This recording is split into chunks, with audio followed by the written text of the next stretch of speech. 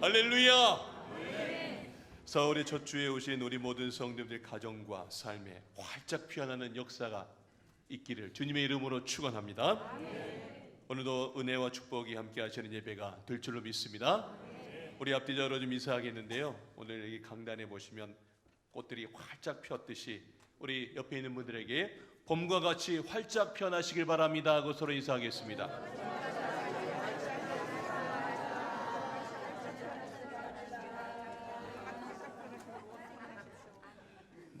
여러분들 얼굴이 활짝 피셨습니다.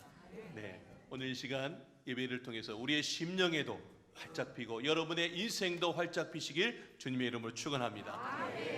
네, 우리 할렐루야 찬양대와 또 시온 관악대의 귀한 찬양 감사드립니다. 오늘 설교 제목 한번 보여주시기 바랍니다. 오늘은 누구를 선택하시겠습니까? 라는 제목으로 말씀을 전가하겠습니다. 한번 따라하겠습니다. 누구를 선택하시겠습니까? 네, 이번 주 수요일은 제22대 국회의원 선거가 있는 날입니다.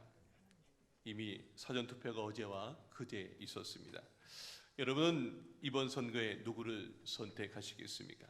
저는 오늘 성경에서 이스라엘 왕을 선택하는 하나님의 기준을 살펴보며 오늘도 계속해서 이 시대를 이끌어 가시는 하나님의 뜻을 살펴보는 시간을 가지면서 우리들 모두가 이제 이 시대 속에서 하나님의 역사가 펼쳐지기를 소망하며 나아가시는 시간 되시기를 바랍니다.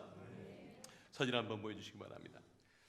여러분, 여기에 카드 3장이 있습니다. 그 카드에는 각각 원숭이, 팬더, 그리고 바나나가 있습니다. 질문합니다. 여러분은 이 카드에서 원숭이와 어울리는 카드는 어떤 카드일까요? 1번 원숭이와 바나나, 2번 원숭이와 팬더. 자, 이제 여러분이 선택하시고 이제 둘 중에 하나 손을 드시는 겁니다. 안 되는 건 없는 겁니다. 자, 여러분은 어떤 것을 선택하시겠습니까? 1번 나는 원숭이와 바나나다.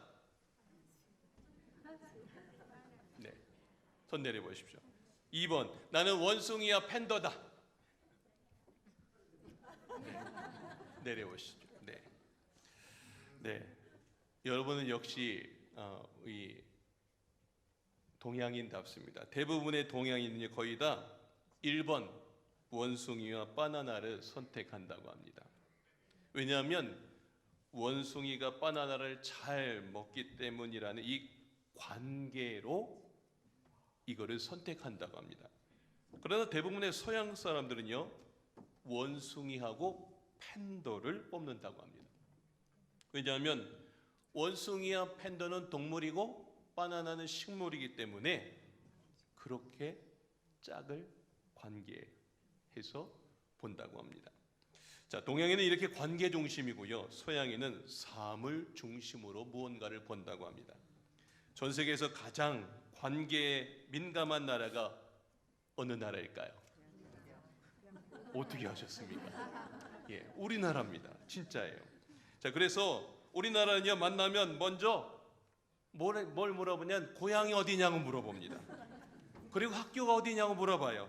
그리고 그 관계 속에서 네가 형이고 내가 동생이가, 또 선배가 되고 후배가 되고, 이렇게 관계 속에서 형, 동생, 선배, 후배가 자동적으로 그렇게 됩니다. 그래서 우리나라 사람들의 자기 소개서가 전 세계에서 가장 특이하다고 합니다. 우리나라 사람들은요, 자기 소개서에 자기 소개를 안 한다고 합니다. 자기 관계를 소개한다고 합니다. 예를 들면 이런 겁니다. 저는 엄격하신 아버지와 자상하신 어머니 사이에서 3남 2녀 중 셋째로 태어났습니다. 혹은 저는 강초와 강중, 강고를 나오고 강압 출신이라면서 관계만을 소개합니다. 자기 얘기는 하나도 없고요, 어느 관계만을 소개했습니다. 그러나 서양 사람들은요, 이렇게 자기 소개를 합니다. 저는 활발합니다. 저는 스포츠를 좋아하고요, 저는 스포츠 중에 특별히 축구를 좋아합니다. 이게 서양 사람과 동양 사람의 차이입니다. 우리나라 사람이 이렇게 쓰면 회사는 어떻게 생각하느냐면 저 버르장머리 없는 녀석이라고 그렇게 이야기합니다. 자, 그런데 우리나라 사람 자기소개서를 서양인이 보면 얘는 도대체 관계만 얘기하고 도대체 자기 얘기는 언제 할 거야? 야, 네 얘기 한번 해봐. 이렇게 이야기한다고 합니다. 여러분, 이처럼 사람들은 똑같은 상황과 환경이라도 그것을 바라보는 관점이 모두 다르다는 것입니다. 동양과 서양, 서양의 관점이 다르고 남자와 여자의 관점이 다르고 부모와 자녀의 관점이 다릅니다. 이렇게 자기가 보고 싶은 대로 보고 듣고 싶은 대로 듣습니다. 자, 오늘 본문 말씀에 관점에 대한 아주 중요한 구절이 하나 소개되고 있습니다. 16장 7절 말씀입니다. 사람은 외모를 보거니와 나 여호와는 뭘 본다고요? 중심을 보느니라. 예, 오늘 이 시간 저 하나님의 관점을 깨닫고 누구를 선택했는지를 발견하시며 여러분의 인생에 이 말씀이 도전되는 귀한 시간 되시길 주님의 이름으로 축원합니다. 첫 번째 메시지는요, 하나님의 관점을 가지고 선택하시라는 겁니다. 사람들은요 겉을 보지만 하나님은 중심을 보십니다. 한번 따라합시다. 하나님의 관점을 가지고 선택하십시오. 네, 하나님의 관점은요 겉이 아니라 중심을 보시는 분이십니다. 자, 오늘 본문 말씀 1절에 이렇게 소개되고 있습니다. 내가 이미 사울을 버려. 하나님이 사울을 버렸답니다. 그리고 이스라엘 왕이 되지 못하게 하였거늘 네가 그를 위하여 언제까지 슬퍼하겠느냐. 자, 사무엘에게 말하는 겁니다. 너는 뿔에 기름을 채워 가지고 하라. 내가 너를 베들레헴 사람 이새에게로 보내리니 이는 내가 그의 아들 중에서 뭘 보았다고요? 한 왕을 보았느니라 그랬습니다. 여러분, 이스라엘 초대왕 사울이 초심을 잃자 하나님께서는 이제 이 사울을 버렸습니다. 그리고 하나님께서 사무엘을 이새의 집으로 보내십니다. 그런데 주목할 사실은 하나님께서 이새의 아들 중에서 한 왕을 보았다고만 할 뿐이지 그가 정확하게 누구인지 말씀을 안 하셨습니다. 여러분, 아직도 사울이 시퍼렇게 살아 있습니다. 그런데 누군가에게 기름을 부어 왕을 뽑는 일은 사실 영모처럼 보입니다. 그래서 사무엘이 주저하고 있습니다. 그런데 하나님은 그를 베들레헴 이새의 집으로 가도록 독촉을 하십니다. 자, 이새의 집에 도착한 사무엘은 자신이 왜 이곳에 왔는지 아주 자세하게 설명을 합니다. 그리고 이새의 아들들을 모두 불러오라고 말합니다. 자, 아마 이새는 처음에 놀랐을 겁니다. 우리 집에 그 대단한 사무엘 선지자님이 오셨고, 그런데 얘기를 들어보니 너무나 반가운 소식이었습니다. 그래서 자신의 아들들 모두를 다 급히 소집했습니다. 이른바 이제 다 와서 면접 시험이 시작됐습니다. 기호 1번부터 기호 7번까지 일렬로 쫙 세워놓고 이새의 7 아들 앞을 사무엘이 차례로 지나갑니다. 이렇게 7명 한 번씩 쭉 훑어보고 이제 처음 기호 1번 첫째 아들 엘리압을 보자 사무엘이 마음속으로 소리쳤습니다. 야, 이 사람이구나. 그리고 그에게 기름을 부어야 되겠다 생각을 했습니다. 어렸을 때부터 하나님의 음성을 들으며 자란 영적 리더 사무엘도 왕의 제목감이라고 판단할 정도로 엘리압은 아주 외모가 출중했습니다. 바로 그때 하나님은 사무엘의 귓가에 다급히 그리고 은밀하게 말씀하셨어요. 아무도 안 들리는데 사무엘에게만 말씀하십니다. 우리 다 같이 한번 읽겠습니다. 시작. 사람은 외모를 보거니와 나 여호와는 중심을 보느니라. 사무엘, 사람은 외모를 보는데 나 여호와는 중심을 본다. 너 지금 외모 봤니? 나는 그거 안 봐. 중심을 본다고. 아무도 몰라요. 오직 하나님과 사무엘만 지금 알고 있는 영적인 대화입니다. 뭐하다 들킨 사람처럼 겉모습만 보며 판단했던 사무엘의 얼굴이 시뻘겋게 달아오르지 않았을까요? 자, 그리고 이제 1번을 지났죠. 기호 2번 앞에 딱 섰습니다. 둘째 아들 아미나답 앞을 이렇게 서서 위아래로 쭉 훑어봅니다.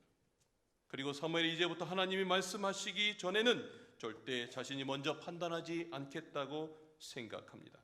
그리고 이 아미나답 앞에서 하나님의 말씀을 잠잠히 기다립니다.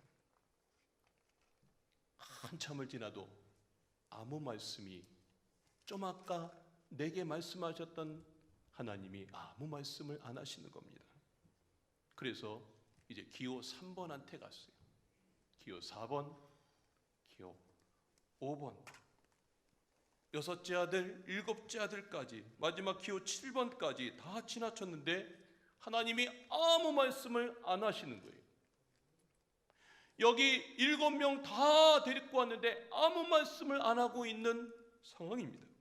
여러분, 이쯤 되면 사무엘은 무슨 생각을 했을까요? 사무엘은 속으로 내가 지금 번지수를 잘못 찾아왔나? 아마 혼란스러웠을 것입니다. 왜냐하면 분명 이새가 불러 모은 7 아들 앞을 다 지나갔음에도 불구하고 하나님은 누구도 지명하지 않았기 때문입니다. 여기서 분명히 왕이 있다라고 했는데 하나님은 아무 말씀을 하지 않으셨어요. 보통 사람 같으면 내가 하나님의 음성을 잘못 들었나 의심하면서 이새의 집을 떠날 것입니다. 자, 그런 사무엘은 달랐습니다. 11절에 이렇게 말합니다. 또 사무엘이 이새에게 이르되 네 아들들이 다 여기 있느냐? 네 아들들이 다 여기 있느냐? 여러분, 저는 저 질문이 매우 중요하다고 봅니다. 저 질문을 한 주간 내내 묵상하면서 이런 깨달음이 왔습니다. 여러분, 이 질문은 사무엘이 하나님을 얼마나 신뢰하는지를 보여준 아주 명백한 증거입니다. 그는 하나님께서 말씀하셨다면 틀림없이 이새의 아들 중에 있을 것이라고 믿었습니다. 그는 하나님 말씀이 틀렸다고 생각지 않고 이새 아들들이 다 있는 게 아닐 것이라고 생각했습니다. 그는 착오가 하나님께 있는 것이 아니라 아들들을 모두 데려오지 않은 이새에게 있다고 생각했습니다. 하나님은 틀림없으시다. 하나님의 말씀은 언제나 확실하다. 이게 사무엘의 믿음이었어요. 그래서 하나님을 향한 그 사무엘의 믿음은 어떻게 확인되었을까요? 사무엘의 질문에 이새는 이제 아직 막내가 남았다고 말하면서 다윗을 부리게 되죠. 자, 11절 말씀 제가 한번 다시 읽겠습니다. 또 사무엘이 이새에게 이르되 내 아들들이 다 여기 있느냐? 자, 이 질문했더니 자, 이새가 말합니다. 이새가 이르되 아직 막내가 남았는데 그는 뭐 한다고요? 양을 지키나이다.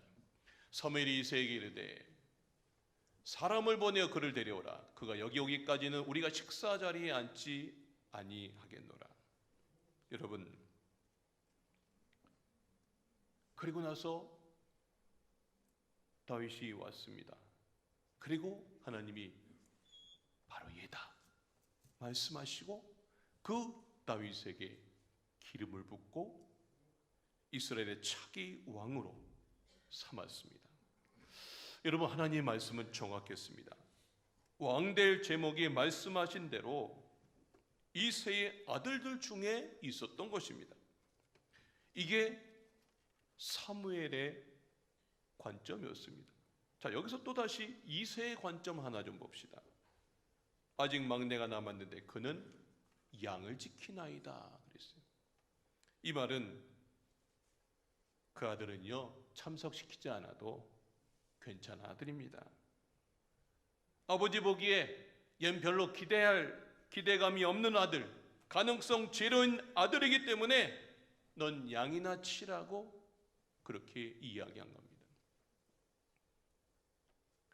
아버지 눈엔 얜 깜이 아니라는 겁니다. 여러분, 정리하자면 우리는 이 본문 속에서 3가지 관점이 드러나고 있습니다. 첫째, 사무엘은요 처음에 겉을 봤어요. 외모를 봤어요. 이새도요 겉을 봤어요. 서열을 봤죠. 첫째부터 쭉 아들이 8명인데 7명만 데리고 오고 막내는 넌 오지 않아도 돼 하면서 너까지 필요 없어. 넌 내 눈에 안 차. 이겁니다. 그런데요, 하나님은요, 그 사무엘이나 이새가 겉을 보았을 때 하나님은요, 중심을 보았습니다. 왕의 제목감이 될 다윗을 보고요, 바로 얘가 이스라엘의 왕이 될 거다 말씀하셨습니다. 그렇습니다. 겉이 아니라 중심을 보시며 하나님이 택한 사람 다윗이 분명히 있었던 것처럼 이제 우리나라와 특별히 강화도를 위해 일하도록 하나님께서 택하신 다윗이 반드시 있습니다. 우리는 그 하나님을 믿어야 합니다. 그러므로 우리는 다윗을 보고 안심하는 것이 아니라 다윗을 세우시는 그 하나님을 보고 안심해야 할 것입니다. 우리의 미래는 하나님의 손에 있습니다. 대한민국의 미래가 하나님 손에 있음을 믿으시면서 여러분들 모두가 이 하나님의 관점으로 살아가시길, 이 중심을 바라보는 삶을 살아가시길 주님의 이름으로 축원합니다. 두 번째 메시지는요, 하나님의 관점으로 현재를 보지 말고 미래를 보며 선택하시라는 겁니다. 한번 따라합시다. 현재를 보지 말고 미래를 보며 선택하십시오. 자, 우리가 중심을 본다 이런 말을 계속 하고 있는데 도대체 중심을 본다는 말이 무슨 뜻일까요? 저는 그 중심을 본다는 말이 뭔가 이렇게 생각하다가 묵상하다가 본문 1절에 읽으면서 1절에 그 답을 찾았습니다. 1절에 보면 이렇습니다. 내가 이미 사울을 버려 이스라엘 왕이 되지 못하게 하였거늘 내가 그를 위하여 언제까지 슬퍼하겠느냐. 자, 이미 언제까지, 이런 말은 다 과거를 의미하는 단어입니다. 자, 그런데 내가 그의 아들 중에서 한 왕을 보았느니라 그럽니다. 여러분, 여기 이 보았느니라를 영어 킹 제임스 버전으로 보니까 sing이라고 하는 표현입니다. Sing, I have rejected him from reigning over Israel. 난 미래를 보고 있다. 난 사울을 거절했고 이스라엘의 주도권을 잡을 왕, 그 미래를 보고 있다. 여러분, 현재의 사울을 보지 않고 미래의 다윗을 보고 있는 이 하나님의 관점을 우리는 가져야 합니다. 삶 속에서 일어나는 많은 일들을 이 하나님의 관점으로 보아야 합니다. 현재의 다윗이 아니라 미래의 다윗을 보고 있다는 것입니다. 현재의 다윗은 막내입니다. 현재의 다윗은 아버지 이새가 별로 기대하지 않는 아들입니다. 현재의 다윗은 집에 없어도 아무런 문제가 되지 않는 그런 아들입니다. 쟨 깜이 안 돼, 그런 아들입니다. 그러나 하나님께서 보시는 다윗은 장차 이스라엘을 통일시키고 통일 왕국의 왕이 될 아들입니다. 하나님을 위하여 수많은 시편을 쓰고 수많은 찬양과 그 모든 곡을 작곡할 아들입니다. 장차 메시아이신 예수 그리스도께서 태어나실 혈통이 되는 아들입니다.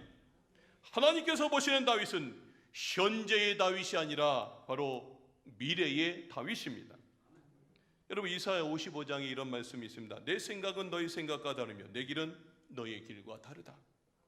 하나님의 생각과 우리의 생각은 이렇게 차원이 다릅니다. 우리가 가능성을 100%라고 말할 때 하나님께서는 그거 아니다, 그렇게 이야기하실 수도 있고요. 우리는 가능성이 0%라고 말할 때 얘가 크다, 그렇게 말씀하실 수 있습니다. 그러므로 늘 겸손히 우리가 뭘 해야 될까요? 하나님께 물으셔야 됩니다. 그래서 하나님께 물으면서 하나님 관점에서 볼 수 있기를 기도하시길 주님의 이름으로 축원합니다. 부모님들은 이렇게 말하죠. 목사님, 내 자식은 내가 다 압니다. 내 자식은 내가 알아요. 여러분, 그러나 저는 요즘 오은영 박사가 나오는 그 프로그램에 보니까 금쪽이 이렇게 보는데요. 이렇게 보면 부모님들이 자녀들의 진짜 모습을 모르고 있어요. 다 그 아이들 문제가 있는 건 다 부모 문제더라고요. 내가 다 안다고 생각하고 아이를 다 망쳐가고 있어요.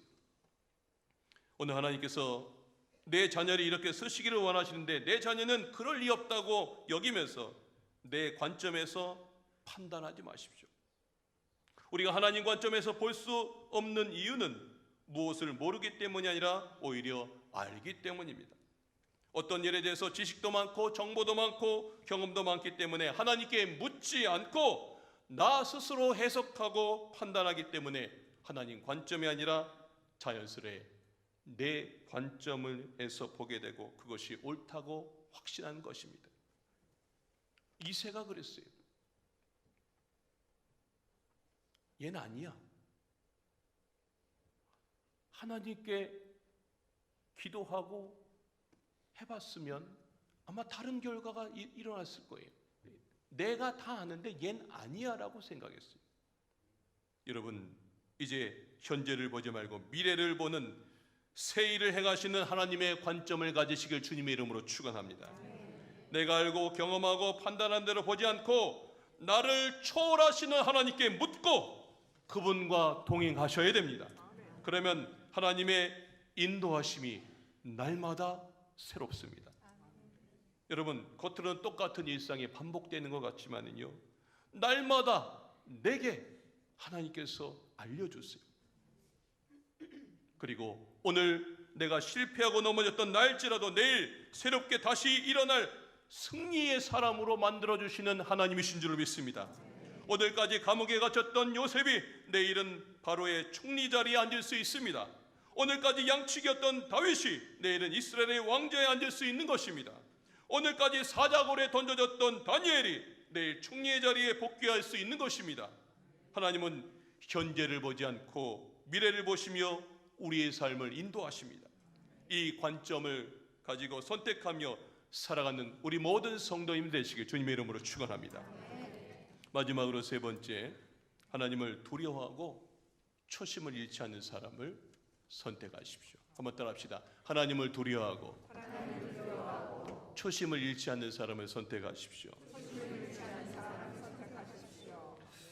제가 사무엘상을 읽으면서 사울과 다윗의 인생이 참 많이 비교되더라고요. 자, 사무엘상 10장과 16장에 보면 사울에 관한 이야기 나옵니다. 자, 10장 9절입니다. 하나님이 사울에게 새 마음을 주셨어요.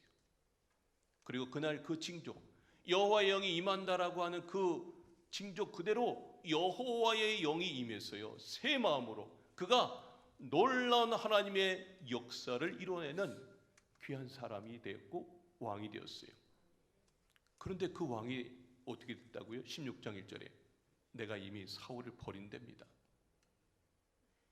그리고요, 오늘 본문 13절까지 읽었는데 그 다음 14절에 보면 여호와의 영이 사울에게서 떠났습니다. 그리고 맨 마지막 부분에 악령이 그를 번뇌하게 한지라 라는 표현이 보입니다. 사울은 처음엔 겸손한 자였습니다. 성실한 자였습니다. 그리고 충성된 자였고 용기 있는 자였습니다. 한마디로 왕이 될 만한 자격을 갖춘 사람이었습니다.